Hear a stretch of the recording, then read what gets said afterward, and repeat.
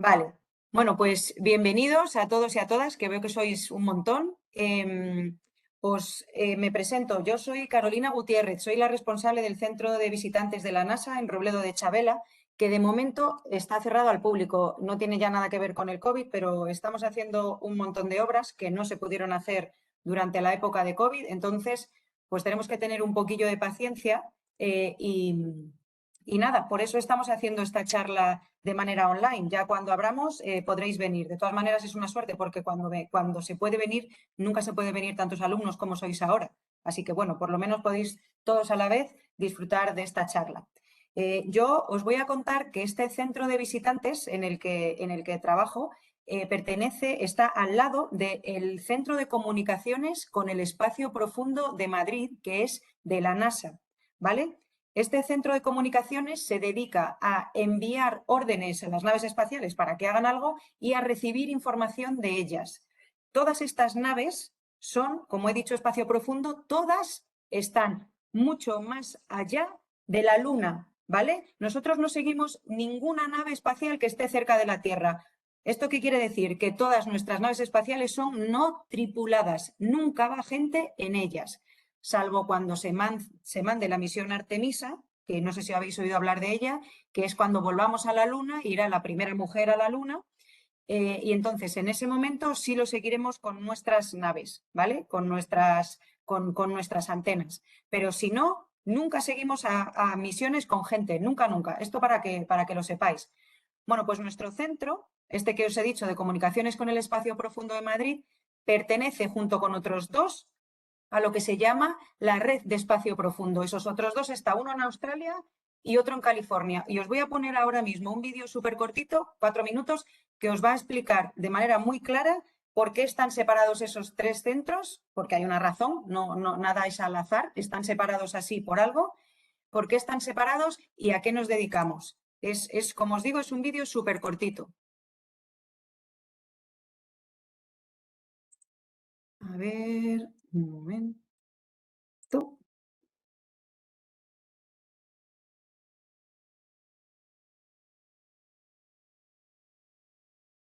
Un momento, porque creo que no lo vais a escuchar. Decidme, le doy al play y me hacéis así con el dedo para decirme si lo escucháis. Y si no tengo que ir para... Espera, es que no, voy a tener que... voy a esperar un momento, que no, porque ya lo sé yo que para compartir... Ahora, sí, ahora ya está.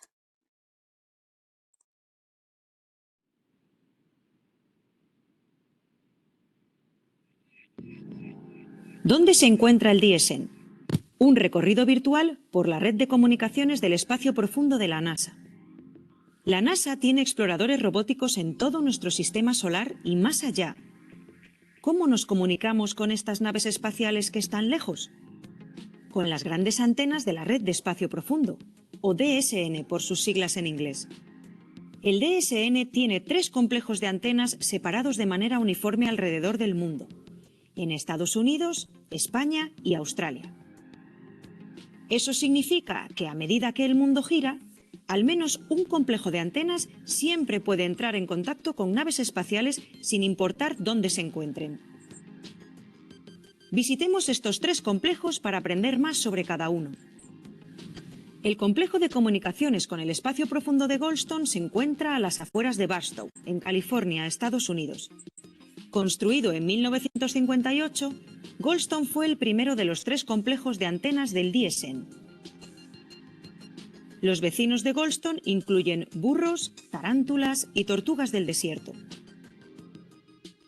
El centro de visitantes de Goldstone se encuentra en un museo de historia local en las cercanías de Barstow, en California, donde hay muchas exposiciones con las que puedes interactuar.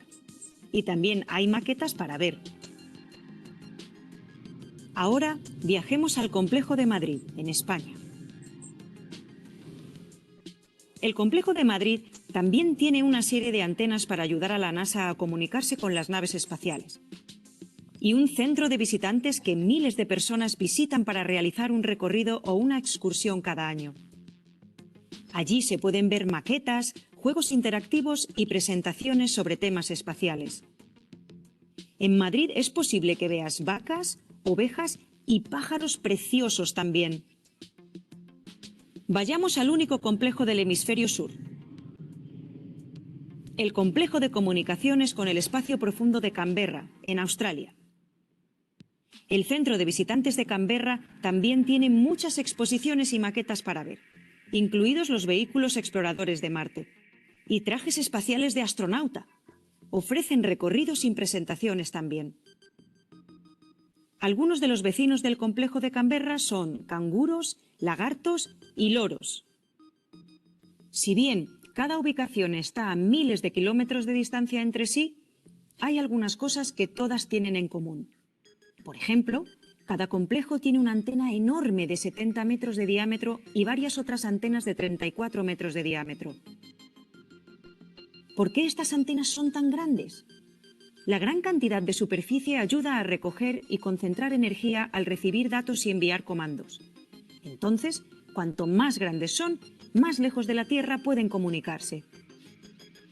Cada complejo también está ubicado en un terreno en forma de cuenco.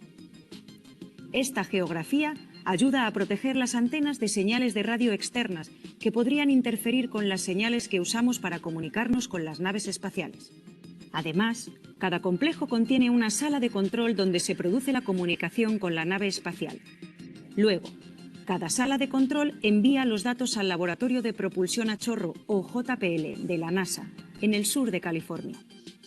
El centro de control de la misión allí lo distribuye a científicos e ingenieros de todo el mundo.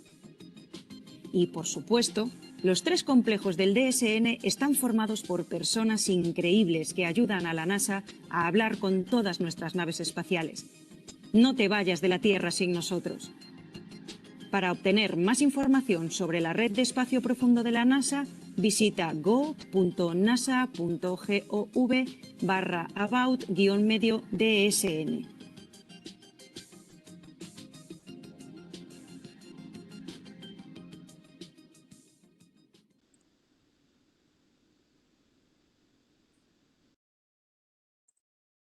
Bueno, pues ahora, Manuel, compartes tú tu presentación. ¿Os ha gustado el vídeo? Sí. ¿Lo habéis entendido? Vale. Ahora sí. Sí, os veo, ahora sí os veo, ahora ya no. Cuando Manuel comparte su pantalla, pues os veo muy chiquititos. Bueno, pues como veis por el título de la charla, Manuel os va a hablar de exoplanetas y vida extraterrestre. Manuel es ingeniero técnico industrial, que ya está jubilado, es miembro de la Agrupación Astronómica de Madrid desde el 2009 y fundador del Grupo de Astrobiología de la Agrupación Astronómica de Madrid en el 2012, grupo que coordinó hasta 2018. Ha escrito al menos 2 libros de astrobiología y ha impartido muchas conferencias sobre astronomía, astrobiología y ahora, pues eso, ahora está aquí hoy con nosotros y con vosotros para hablaros de exoplanetas y vida extraterrestre. Bueno, Manuel, cuando quieras. Hola, no sé si me oís, ¿se me oye bien? Sí, Sí, bueno, perfectamente. pues muchas gracias, Carolina, por haberte acordado de mí para esta charla y muchas gracias también a los profesores del colegio, del colegio que me está escuchando, Diocesano Cardenal Cisneros, por mostrar este interés por la búsqueda de planetas y vida extraterrestre y además que sean los niños de esas edades los que comiencen a interesarse por esto. Espero que la preparación que yo la tenía preparada para gente de edad más avanzada con mayor formación le he adaptado y espero que os guste. Ya me lo diréis al final. Bueno, entonces, cuando observáis un cielo como ese que estáis viendo ahí, que es una fotografía de un compañero de la agrupación astronómica, ¿qué os preguntáis? Pues muchos nos preguntamos si hay alguien ahí, si hay alguien ahí. Entonces, este es un pensamiento, la búsqueda de vida extraterrestre es un pensamiento que viene de muy antiguo. Por ejemplo, ya Giordano Bruno, en el año 1500 de nuestra era, bueno, entre los años 1500 y 1600, propuso que el Sol era simplemente una estrella y que el universo debería de contener un infinito número de mundos habitados por animales y seres inteligentes. Eh, y lo que efectivamente pues fue un verdadero adivino, pues lo que a fecha de hoy ya se conocen miles de planetas. Hoy pensamos que alrededor de cada una de esas estrellas existen planetas. Ahora falta comprobar si están habitados y si existe vida en alguno de ellos. Algunos conceptos para empezar. Bueno, esta es una fotografía es un dibujo artístico de la NASA del Sistema Solar que todos conocéis. Y aquí, pues, algo muy sencillo. ¿Qué es el Sol? Pues es una estrella, ¿eh? Que la vemos muy grande porque está muy cerca. ¿Y qué es un exoplaneta? ¿Qué es de lo que vamos a hablar? Pues son planetas que orbitan alrededor de estrellas, que dan vueltas alrededor de estrellas distintas del Sol. Aquí os presento porque va a ser necesario para lo que vendrá después, es una representación del sistema solar, donde tenéis ahí los planetas interiores que son rocosos y dos planetas exteriores que son gaseosos, que ahí pongo a Júpiter y a Saturno. Y se mueven, si os fijáis, los que están más cerca del Sol, que es el que está en el centro, se mueven muy deprisa. Y los que están muy lejos se mueven más despacio. Y estos movimientos y las leyes que los rigen se los debemos a estas dos personas, a Johannes Kepler, que fue un astrónomo y matemático alemán, y a Isaac Newton, que habréis oído hablar de él, sobre todo de este último, que descubrió la ley de la gravitación universal. Y estas leyes pues describen estos movimientos. Los dos, tanto Isaac Newton como Kepler, estaban muy fuertes, digamos, en matemáticas y en física. Así que yo os animo a los chicos y a las chicas a estudiar estas materias porque son muy importantes para comprender el funcionamiento de la naturaleza. Bueno, y hay una ciencia que se llama astrobiología, que se apoya en otras muchas, como la astronomía, la biología, la geología, la física, la química, etcétera, que todos esos conocimientos son necesarios para entender cómo funciona la naturaleza, cómo funcionan los planetas y las posibilidades de que haya vida por ahí. Así que estos temas que algunas veces pueden resultar un poco tediosos, es importante conocerlos bien, porque nos van a permitir entender todo lo que se está trabajando sobre este tema. Aquí esto que estáis viendo en pantalla ahora mismo forma parte de otra presentación, que es cómo ha evolucionado, voy a poner el puntero láser, cómo ha evolucionado la vida en la Tierra. O sea, aquí tendríamos la historia de la Tierra desde que se fundó allá por el Ádico hasta nuestros días. Y os voy a poner unos acontecimientos muy importantes. El primero es que la Tierra se formó hace 4.570 millones de años. Unos millones de años más tarde, hace 4.500 millones de años, se formó la Luna. Los primeros síntomas de vida en la Tierra se produjeron hace 3.800 millones de años.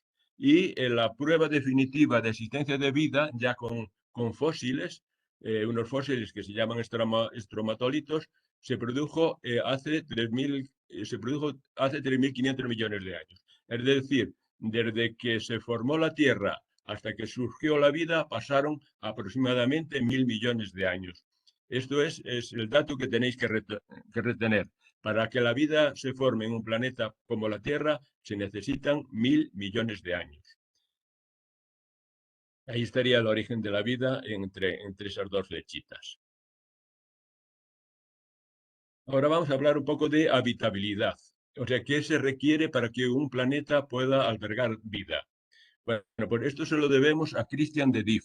Christian de Dief fue un científico inglés, bueno, de origen belga, que le dieron el premio Nobel en el año 1974 por su descripción de las funciones y el funcionamiento de los orgánulos que hay dentro de las células. Es decir, la persona que mejor conocía cómo funcionaba la vida. Tiene un libro muy interesante publicado en el 2002 el vida en evolución, que lo describe además muy bien. Entonces, esto que ha dicho Christian de Dief es la premisa seguida por los actuales buscadores de vida en otros mundos, tanto de las agencias especiales, la NASA, la ESA, etcétera, etcétera. Entonces, para Christian de Dief, pues lo que tiene que existir, algo como esto que estáis viendo aquí, una estrella y una zona donde va a existir agua líquida y un planeta que esté orbitando en esa zona. Y eso ha de cumplir con la condición de que el interior ha de estar por debajo de 100 grados centígrados para que no hierva el agua, y el exterior por encima de 0 grados centígrados para que no se congele. Es decir, tenemos una estrella, tenemos una zona habitable, que es donde el agua puede estar en estado líquido, y un planeta que tenga agua en superficie y que esté orbitando en esa zona. Esa es la condición que da Christian de Dief para que los exoplanetas puedan ser habitables, y eso es lo que se está buscando. Pero para llegar ahí vamos a empezar prácticamente desde cero, de una forma muy rápida. ¿Cómo llegamos? ¿Cómo llegamos a los exoplanetas? Bueno, para ello se parte de lo que se llaman nubes moleculares. Ahí tenéis una imagen de una nube que fotografió, que se obtuvo a través del telescopio espacial Hubble en el año 1999, que es una imagen de dominio público, y que si cogemos un trocito de esa nube, pues, y lo amplificamos, pues resulta que si esa nube, ese trozo de nube, que ahí caben cientos de estrellas, si la excitamos por ejemplo, con una supernova, esa nube empieza a girar y a contraerse, de acuerdo a las leyes que nos han dado, por ejemplo, Isaac Newton. Esa nube, a medida que se va contrayendo y aumentando de densidad, se va fraccionando en otras nubes más pequeñas. Hay varios fraccionamientos y este sería, por ejemplo, el último. Y ya aquí ya se van a formar sistemas planetarios, es decir, sistemas con una estrella en el centro y con planetas a su alrededor. Al final quedaría algo así. Es decir, ahí tenemos todos estos puntitos que veis por aquí son estrellas. Las que están, estas rojitas, son estrellas pequeñas, y las amarillas son intermedias, como el Sol, y las azules y blancas son más grandes que el Sol. Y veis aquí que hay algunas que son dobles, y otras que son sencillas. Y las que son dobles quiere decir que es un sistema planetario formado por dos estrellas y planetas a su alrededor, que giran entre ellas. Si aquí hacemos ahora zoom, pues veríamos algo como esto, en una estrella, que a su alrededor se están formando planetas, se están formando protoplanetas o planetésimos, que luego se unen entre sí y dan lugar a los planetas como los del sistema solar. Esto sería, ahí al lado de esto que acabamos de ver, os he puesto una imagen de las Pléyades. Las Pléyades es una constelación real que está aquí cerca, cerca relativamente, y que ahí veis estrellas formadas a partir de una nube. Son hermanas, estrellas hermanas, lo mismo que las que vemos en la modelización. Entonces ahora ya vamos a ver cómo evolucionan los sistemas estelares. Hemos visto cómo se forman a partir de una nube y ahora ya vamos a coger uno de esos sistemas y analizarlo un poco más a fondo. Entonces aquí tendríamos un sistema donde en el centro está lo que va a ser la estrella, una acumulación de gas y polvo. En el exterior es donde se nos van a formar los planetas gigantes de gas y de hielo, como Cúpula y Saturno, o Urano y Neptuno. En la zona interior de ese aro que veis ahí, pues se van a formar los planetas telúricos o planetas rocosos. En esa zona hay ya materiales sólidos, de óxidos de calcio, aluminio, titanio, y hay hierro y silicatos.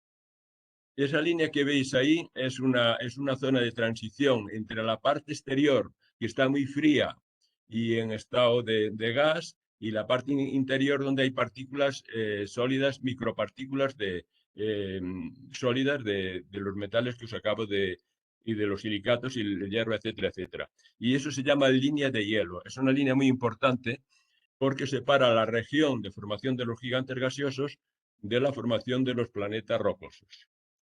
Y en el centro está, de momento, lo que es la protoestrella, que está formada básicamente por hidrógeno, helio y aproximadamente un 2% de lo que los astrónomos llaman metales. Los astrónomos llaman metales a todo lo que es más pesado que el helio. Entonces, en la zona exterior, en primer lugar, se empiezan a formar los gigantes. Habéis visto cómo ese gigante se va desplazando y va cayendo hacia el interior, se va desplazando en espiral y va barriendo los gases que había ahí, hasta que llega un momento en que la estrella barre todo el disco planetario y ya el planeta no se ve frenado y entonces ya se queda en una órbita estable, girando sin caer hacia el centro.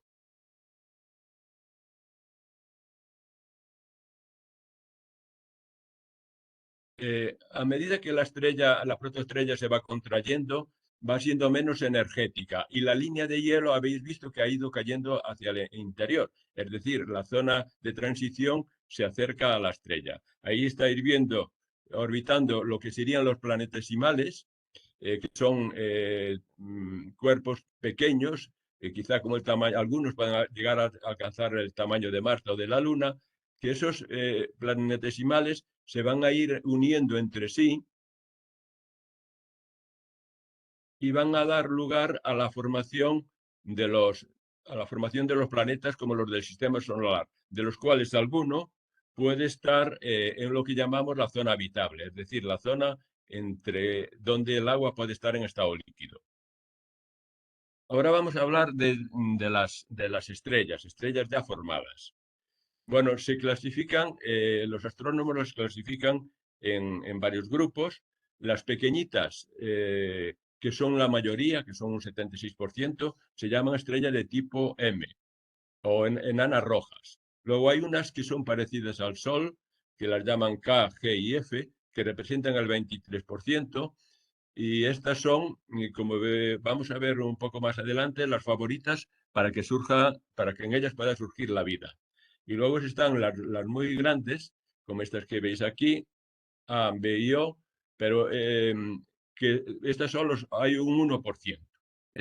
Las demás están, bueno, se me ha olvidado recalcar que las que son parecidas al Sol son un 23%, es decir, son bastante numerosas.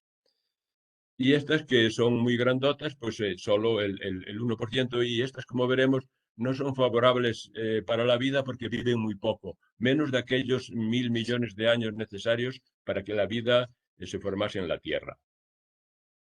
Aquí tenemos las temperaturas que hay en la superficie de estas estrellas, van desde los 3.000 en las de tipo M, pasando por los aproximadamente 6.000 para las de tipo G, y en las muy calientes, como la de la derecha, de 32.000 grados centígrados en superficie. El Sol pertenece al grupo G.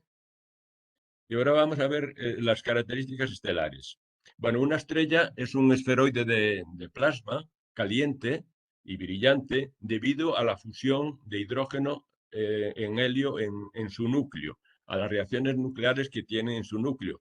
Reacciones nucleares que generan mucho calor y están tendiendo a expandir esa estrella hacia el exterior. Pero la gravedad está luchando con esa fuerza y la mantiene compacta. Entonces, las estrellas pasan por tres fases principales. La presecuencia principal, que es la que hemos visto al principio, que dura hasta que se enciende la fusión de hidrógeno en helio en el núcleo. Es una fase muy agresiva con el entorno y puede barrer las atmósferas de los planetas que se estén formando a su alrededor. Luego hay otra secuencia, que es la llamada secuencia principal, que es desde que se inicia la fusión de hidrógeno en el núcleo, de hidrógeno en helio en el núcleo, hasta que la estrella llega a la fase ya final, cuando ha terminado todo el combustible. Y luego está la postsecuencia principal, que es la vejez y muerte de las estrellas. A nosotros en esta charla lo que nos interesa es la secuencia principal, que es donde puede surgir y evolucionar la vida.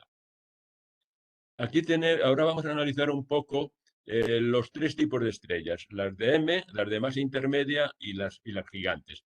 Este grafiquito corresponde a una estrella de tipo M. Tenéis aquí la estrella muy aumentada, aquí está en la zona habitable y, en el centro, y aquí orbitando en esa zona tenemos un planeta, que podría ser un planeta, y esto azul sería su atmósfera. Entonces, esta estrella que está no es todavía estrella, está en la presecuencia principal, pues emite mucha radiación. Y como veis, esa radiación le va quitando la atmósfera a la estrella. Cabe la posibilidad de que le quite la atmósfera, perdón, al planeta. Con lo cual el planeta sería un planeta sin atmósfera, por lo tanto no sería habitable. Llega un momento en que se enciende el hidrógeno en helio en el núcleo y entra en la secuencia principal. Bueno, pues en esta secuencia principal siguen siendo agresivas las estrellas de tipo M y producen fulguraciones, que son radiaciones de partículas cargadas, básicamente protones y electrones, y radiaciones ultravioleta extrema. Y aquí os pongo estos esquemas, es decir, esto sería la fulguración y esto azul la radiación. Bueno, eso puede eliminar la vida de un hipotético organismo que se esté formando ahí. Y luego otro problema que tienen estas estrellas es que los planetas orbitan muy cerca de la estrella y entonces la estrella bloca, impide el giro del planeta y se queda con una cara siempre mirando a la estrella y otra hacia el exterior. Lo mismo que ocurre, por ejemplo, con la Luna y la Tierra, que siempre vemos la misma cara. ¿Qué consecuencias tiene esto? Pues la consecuencia es que hay una zona muy caliente, la que da a la estrella, y una zona muy fría. Entonces, hay hipótesis de que el agua en la zona caliente se evapora y se congela en la fría, y pasaría a esta situación. Con lo cual tenemos un planeta que tampoco es habitable, porque no tiene agua líquida. Toda ha pasado al otro lado y se congela. Entonces, la habitabilidad de estas estrellas, digamos que es dudosa. Luego vamos a las estrellas como la nuestra, las de tipo como el Sol, que son las que hemos dicho que eran las de tipo F, G y K. Entonces aquí la perisecuencia principal es poco duradera, pues unos 50 millones de años para el Sol. Y la luminosidad, la energía que irradian es insuficiente para eliminar las atmósferas de los planetas que están en la zona habitable. Ahí tendríamos la estrella como el Sol, la protoestrella de momento como el Sol y el planeta, que podría ser un planeta, por ejemplo, como la Tierra, orbitando en esta zona habitable. Entonces la estrella, el planeta está girando, a la estrella se sigue concentrando hasta que entra en la secuencia principal, que es cuando comienza a fundir hidrógeno en helio. En esta fase, la estrella es estable, al contrario de lo que ocurría en las de tipo M, es estable durante 10.000 a 30.000 millones de años. Las más que son un poco más pequeñas que el Sol duran más, durarían los 30 millones de años, y las que son como el Sol, 10.000 millones de años. Nuestro Sol lleva activo unos 5.000 millones de años, es decir, le quedan pues otros tantos. Entonces, y además aquí la zona habitable está lo suficientemente lejos de la estrella para que no bloquee la rotación del planeta. Por lo tanto, no tenemos aquel problema que ocurría con las estrellas de tipo M. Entonces, estas son, aquí consideramos que la habitabilidad es muy probable. Y luego están las estrellas de tipo O, B y A, que son aquellas gigantescas. Tienen una presecuencia principal prácticamente inexistente. Cuando las vemos ya están en la secuencia principal y aquí entraría en la secuencia principal. Y el problema es que estas estrellas viven muy poco, viven menos de los 1.000 millones de años necesarios para que la vida se origine y evolucione. Por lo tanto, y además en la zona habitable, como la estrella va ganando energía en la secuencia principal a medida que avanzan los años, pues la zona habitable se desplaza y al final el planeta queda fuera de la zona habitable. Entonces aquí se considera que la habitabilidad es muy poco probable. Entonces, hacemos aquí un resumen. Tendríamos las de tipo M, que no son, tienen habitabilidad dudosa por lo que hemos dicho del bloqueo y de la radiación, de la agresividad con el entorno. Tenemos las de tipo F, G y K, que se consideran habitables, las que son parecidas al Sol, y luego las gordas, las grandotas, que se consideran no habitables porque viven muy poco tiempo, no da tiempo que se forme la vida.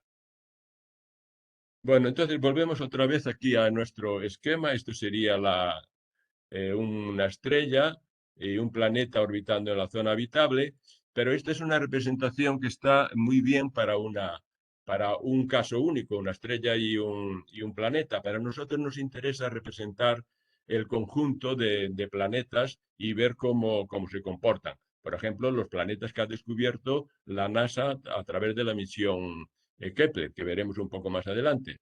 Y entonces, para ello, recuerdo otra vez aquello de que los planetas que están que están cerca de la estrella orbitan muy deprisa, los que están lejos orbitan despacio. Y aquí os pongo comparativamente las zonas habitables de las estrellas de tipo M, las pequeñitas, las de tipo, por ejemplo, las de tipo K, que son del grupo del Sol, pero más pequeñas, y las estrellas como el Sol. Entonces, el tema aquí, hay dos cosas importantes. Que los planetas que orbitan las de tipo M van muy deprisa y cerca de la estrella. Las de tipo G están más lejos y orbitan despacio. Y luego están las de tipo K, que es una situación intermedia. Si aquí pusiésemos a la Tierra, pues la Tierra orbita en la zona interior de las estrellas de tipo G. Es decir, va más rápida que las K, va más lenta que las de tipo K y de tipo M, pero va más lenta que las estrellas de tipo G que están en el centro de la zona habitable. Y ahora pasamos al gráfico este que os quería contar, donde queremos representar el conjunto de estrellas. Entonces aquí tendríamos en el eje de ordenadas a la izquierda, ponemos las estrellas desde las más gordas hasta las más pequeñas, empezando por las de tipo A. Las gordotas no las ponemos porque sabemos que no son habitables, pasando por las estrellas como el Sol, las de tipo K y las de tipo M. Y aquí a su lado, a la derecha, bueno, y en el eje de las X ponemos la distancia a que va a estar la zona habitable respecto a las estrellas. Si yo lo dibujo aquí, aquí tendría una estrella de tipo M y aquí la zona habitable, la distancia que está para las de tipo K, para las de tipo G y para las gordotas. Si yo ahora uno esto me da la zona habitable para el conjunto. Es decir, los planetas que orbitan estas estrellas que se sitúan aquí, si tienen el tamaño adecuado, pues son candidatos a habitables. Por ejemplo, ahí tenemos representado el sistema solar. Es decir, tendríamos aquí el Sol a la izquierda y aquí estaría situado Mercurio, Venus, la Tierra, que está en la zona habitable, como es lógico, hacia el interior, Marte y Saturno. Ahí los tenéis puestos. Y entonces vamos a hablar ahora de planetas. Esto lo conocéis todos perfectamente, es una imagen de la NASA, es un dibujo artístico de cómo está a la izquierda estaría el Sol y luego por ahí los planetas. Y vamos a ver, es muy importante saber cómo se forman los planetas en nuestro sistema, porque se supone que alrededor de otras estrellas pues, se forman de la misma manera. Vamos a ver en primer lugar la formación de Júpiter. ¿Cómo se estima que se formó Júpiter? Pues empieza con un núcleo, un núcleo que se forma muy rápidamente, un núcleo que estaría formada por... hay distintas hipótesis, pero en principio se cree que estaría formado por materiales de tipo rocoso y tendría, pues alrededor de, este núcleo podría tener alrededor de 10 masas terrestres. Una vez que se ha formado ese núcleo, a continuación eso atrae mucho gas del que hay alrededor y crece muy rápidamente. Es decir, los planetas como Júpiter se forman en muy poco tiempo. Si miráis el gráfico que hay a la izquierda, veis que una vez que se ha formado la parte sólida, la parte gaseosa se forma enseguida, en menos de 10 millones de años. Ahí estaría la roca, el gas y luego el conjunto. Y al final esto es lo que vemos, ¿eh? Que sería Júpiter con unas regiones claras que se llaman zonas, unas regiones oscuras que se llaman, unos cinturones oscuros que se llaman bandas. Ahí está, por ejemplo, la gran mancha roja, que muchos habréis oído hablar de ella.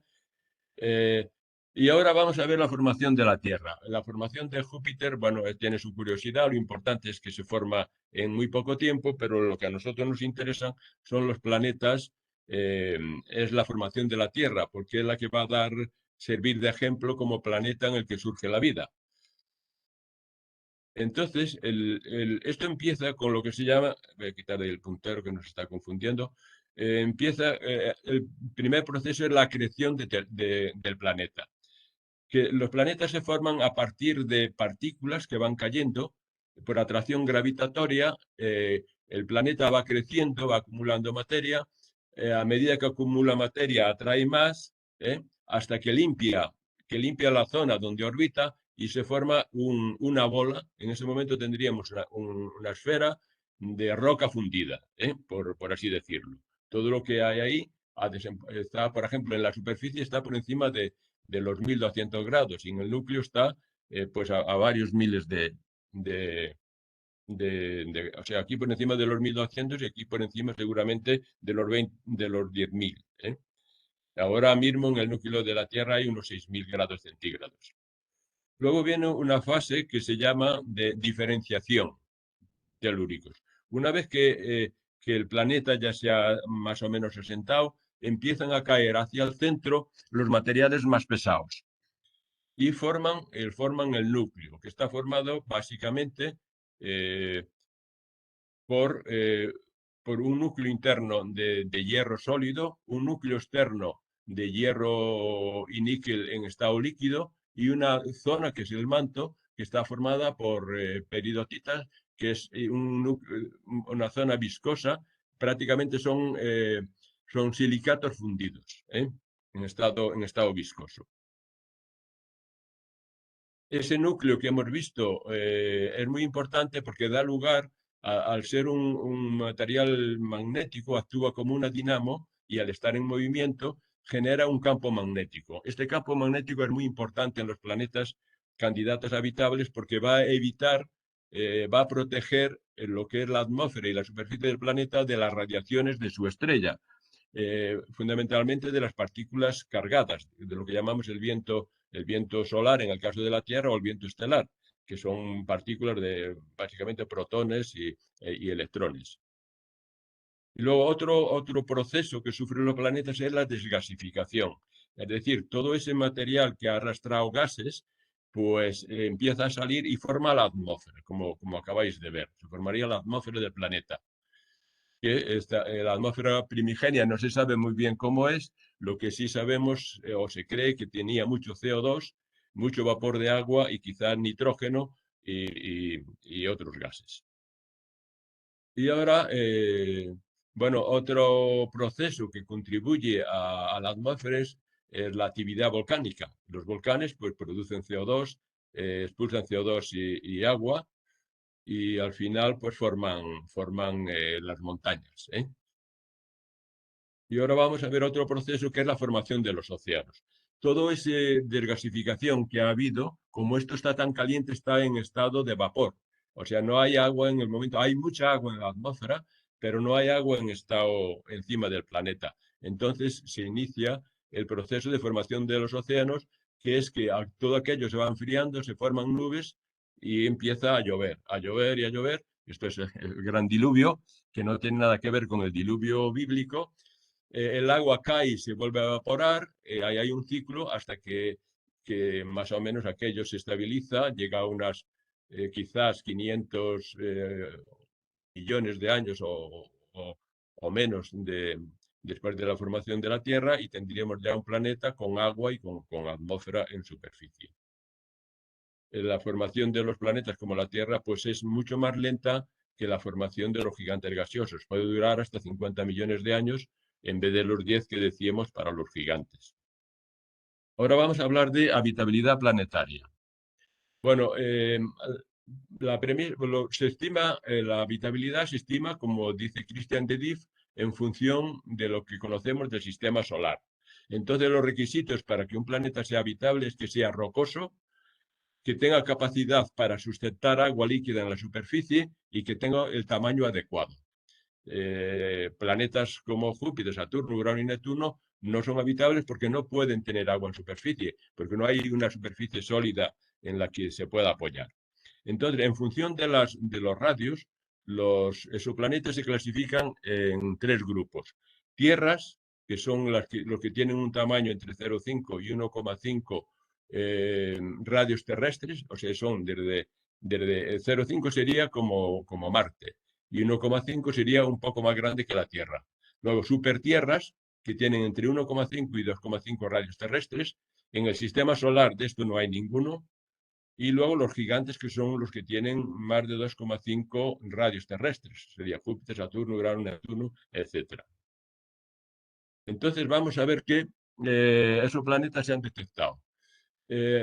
Y los sesgos que hay en esta detección. Es muy importante saber que los planetas no son visibles porque no tienen luz propia, reflejan la luz que le viene de su estrella. Entonces se detecta por medios indirectos. El primer planeta que se ha detectado fue en el año 95, es decir, hace muy poco año, hace 27 años. Si aquí tenemos el sistema solar, el primero que se descubrió fue este planeta, que se llama 55 Pegasi b, que está orbitando a una estrella muy parecida al Sol, es 1,06 veces más grande que el Sol, pero lo curioso es que, mira, aquí tenéis Mercurio, Venus, la Tierra, están repartidos de esta manera respecto al Sol, y este se descubrió, está aquí cerquita, orbitando aquí alrededor de su estrella, más cerca que Júpiter, que Mercurio del Sol. Esa, una de las razones que sea el primero es que era muy fácil de descubrir, porque era un planeta muy gordo, orbitando muy cerca de la estrella. Es un planeta que no es habitable, lógicamente, por el sitio donde se encuentra. Y aquí hay 2 noticias. Una muy buena, que los exoplanetas existen, y una que nos complica la vida, porque esto no se parece en nada al sistema solar. Entonces vamos a ver ahora, bueno, estos son los señores que lo han descubierto, Michel Mayor y Didier Queloz, son 2 astrónomos suizos que trabajaban en Francia, y son los que los han descubierto y le dieron el premio Nobel en el año 2019 por este descubrimiento. Entonces, aquí en este gráfico se representan los planetas que se han descubierto año tras año, y aquí está representado hasta el final del 2021, del año pasado, porque es el que tiene datos completos. De momento del año actual no tenemos, no se ha completado el año. Entonces, del total de esos planetas descubiertos en aquella fecha, el 77% corresponde a un método que se llama método de tránsitos, que ahora vamos a analizar. Y el principal observador, el principal satélite que descubrió estos planetas se llama la misión Kepler. Es una misión, es un satélite que está en el espacio, que estuvo en el espacio, orbitando alrededor del Sol, igual que la Tierra, y que descubrió todo esto que está aquí señalado en rojo. En el año 2014 descubrió 797 planetas y estuvo funcionando, como ahora vamos a ver, entre el 2009 y el 2013, que ahí se averió, luego lo veremos, y luego con los datos que teníamos acumulados en las memorias de los ordenadores, pues se descubrieron muchos más. Por ejemplo, en el 2016 se publicaron 1442 y luego algunos más. He estado viendo los datos a fecha de... y había 5.000 y pico, 5.030 o algo así, exoplanetas descubiertos hasta la fecha. Y lo que es más importante, 1.772 sistemas planetarios. Eso fue a fecha de ayer, el dato del día, 3.772. Es decir, sistemas como el Sol, que cada uno con sus planetas, eso multiplica y da muchos más. Es decir, que hoy sabemos que alrededor de cada estrella, pensamos que alrededor de cada estrella hay un planeta. Vamos a analizar un poco el método de tránsitos, el método TR, que es el más significativo de cara al descubrimiento de planetas. Como hemos dicho, los planetas no se ven, entonces en este método lo que se basa en ver la luz, la caída de luz que se produce cuando el planeta pasa por delante de la estrella. Si tenemos en el eje de ordenadas el brillo y aquí el tiempo, cuando el planeta pasa por delante de la estrella ocurre esto que veis aquí. Hay una caída en el brillo. Vamos a verlo gráficamente. Ahí tenéis un planeta, que podría ser el Sol, pasa por delante un planeta gordo y produce esa caída que veis ahí en la iluminación. Si pasa un planeta de tipo supertierra, pues produce también una caída de luz, mucho menos importante que si pasa un planeta como Júpiter. Y si pasa una Tierra, que son las más pequeñitas y las más interesantes, pues produce muy poca señal, es decir, hay muy poca caída de luz, porque tapa muy poco el planeta. Entonces aquí os pongo un ejemplo de cómo cubren Júpiter y la Tierra al Sol. Júpiter ocupa un 1% de la superficie del Sol y la Tierra el 0,08%, es decir, muchísimo menos. Fijaros que hay aquí dos ceros delante del 8. Y la misión Kepler, en teoría, puede, bueno, en partes por millón, esto serían 84. Y la misión Kepler, en teoría, podía detectar hasta 20 partes por millón. Es decir, que podría detectar planetas como la Tierra orbitando estrellas que orbitan alrededor del Sol. Vamos a ver aquí en esta presentación, solo vemos los planetas que pasan por delante de la estrella en nuestro plano de visión. Es decir, un planeta que orbite como ese que estáis viendo aquí, que no pasa por delante de la estrella, pues no lo vemos. No produce ninguna caída en el brillo. Si está inclinado, pero tampoco pasa por el centro, pues nos da lo mismo, tampoco lo vemos. Entonces, si el planeta está aquí, en esta posición, digamos en este límite, ya sí produce una caída de brillo. Y lo más importante, si pasa cerca del centro, produce una caída de brillo sostenido. A la derecha estáis viendo esto lateralmente y si esta es la estrella y aquí está el observador, solo vamos a ver los planetas que pasan por delante, los que están comprendidos en este ángulo, siendo esta A la distancia del planeta a la estrella. Y bueno, eso se puede, hay un cálculo sencillito, pero bueno, os doy el resumen. La NASA nos dice que se detecta 1 de cada 217. Manuel, perdona por interrumpirte, pero me dicen del colegio que tenemos que ir concluyendo porque se tienen que marchar. Vale. Bueno, pues sigo.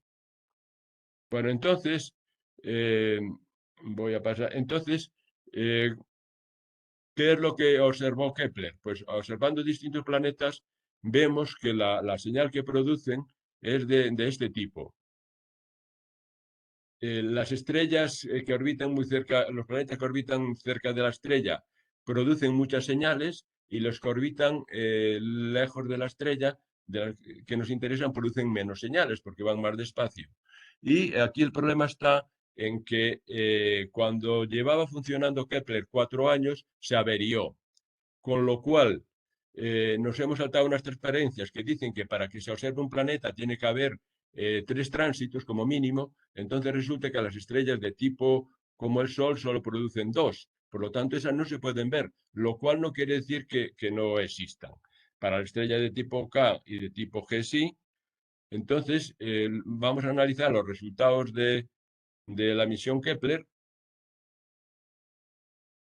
y estos son los planetas descubiertos, con la misión Kepler, 2300 y pico. Si quitamos los gordos, como Júpiter y Saturno, que no son habitables, nos queda esto. Aquí los azules son de tipo terrestre y los marrones o naranjas son de tipo supertierras. De los de tipo naranja vemos que hay algunos metidos en la zona habitable, incluso delante de las estrellas de tipo G, y los azulitos, que son de tipo tierra, pues no hay ninguno delante de la estrella, ninguno detectado de la estrella de tipo G, algunos delante de las estrellas de tipo K y algunos delante pero en la zona habitable hay muy pocos, lo cual no quiere decir que no existan, que pasa que no las hemos podido detectar. Esta es una imagen que nos da PHL, que está en íntimo, es el laboratorio de habitabilidad planetaria que está muy en contacto con la NASA, donde son representaciones artísticas de los planetas candidatos a habitables. Y ahora, ¿qué es lo que queda? Ya que solo quedan 2 transparencias, ahora queda analizar los planetas descubiertos para ver si tienen agua en superficie. Y para ello hay varias misiones. Unas son de carácter específico,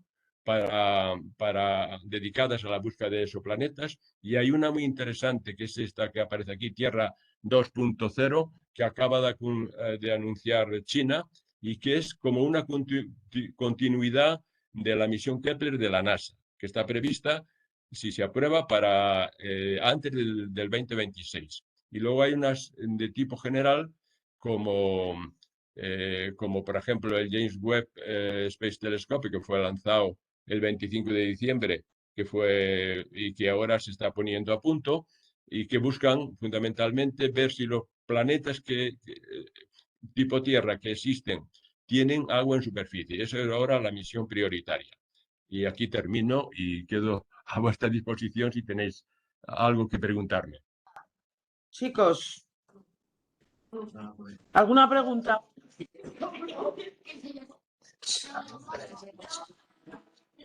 Yo creo que nos ha quedado claro que agua es necesario para la vida, fundamental.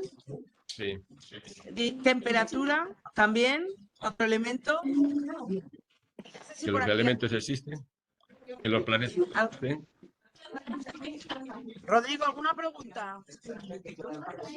A ver, sí, un segundo, por aquí tengo una pregunta. Si no te oyen, te la digo yo. ¿Por qué?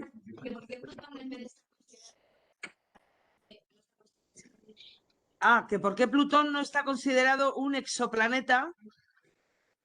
Bueno,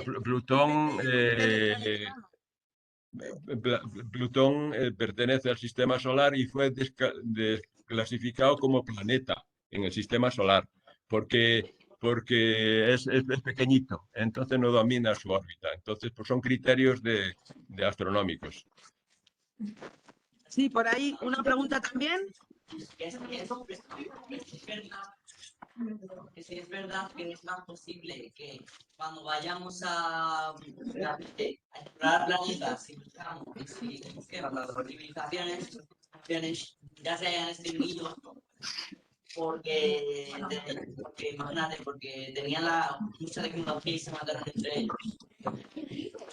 A ver, por aquí preguntan que claro, eso no lo podemos saber. Si es factible que cuando vayamos a descubrir nuevas civilizaciones o vida se haya podido extinguir, pues claro. ¿Quién te dice a ti que no somos los primeros? No sé. Sí, no sabemos si somos los primeros o no. De hecho, puede haber algunos que hayan surgido antes y otros después, o que estén surgiendo ahora. Lo que pasa es que el problema es las distancias a las que están, y como se tarda tanto tiempo, o sea, la vida en la Tierra, ya habéis visto lo que dura, pero por ejemplo, nuestra civilización, el Homo sapiens lleva solo unos 200.000 años. Y eso es mucho menos del tiempo que se necesita para ir de aquí a cualquier estrella. Entonces, si se ha formado cuando nosotros lleguemos allí, que tendrían que ser muchas generaciones y se tendrían que ir reproduciendo por el camino, pues ya se habrían extinguido, efectivamente. Eso es muy complicado. Entonces, lo que se busca es vida, que seguramente si la hay será de tipo microbiano, de tipo bacteriano. Y el concepto de vida es más de este tipo que vida parecida a la nuestra, que como la nuestra no sabemos si existe. A decir como la nuestra me refiero al Homo sapiens. No sé si me habéis oído.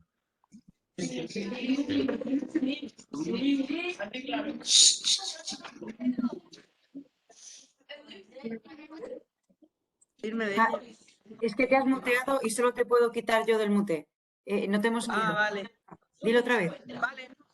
Que para ir concluyendo, porque se están poniendo hasta nerviosos, pues agradeceros muchísimo la charla. Sí que es cierto que esta charla hubiera sido interesantísimo para alumnos de primero de bachillerato, como bien me comentasteis, porque aunque es verdad que sí que siempre hay alumnos que tienen esas expectativas o iniciativas por encima de, hay que reconocer que, bueno, pues que les ha resultado muy interesante, porque muchas de la información recibida estoy convencida de que no la conocían.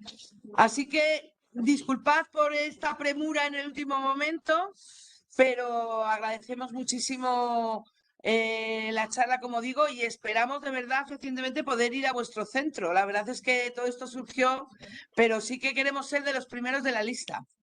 Sí, sí, sí. Sí, a ver Muchas si nos gracias. abren ya de una vez. Muchas gracias a vosotros Muchas gracias. por Me haber alegro de estado que en os la haya charla. gustado y nos tenéis a vuestra disposición, tanto Carolina como a mí, nombre de la agrupación. Gracias. Muchas gracias. Que tengáis buen día. Vale, pues nada, se van al recreo, están como locos ya. Chala, a disfrutar del bocata. Hasta luego. Luego. A ver si se va.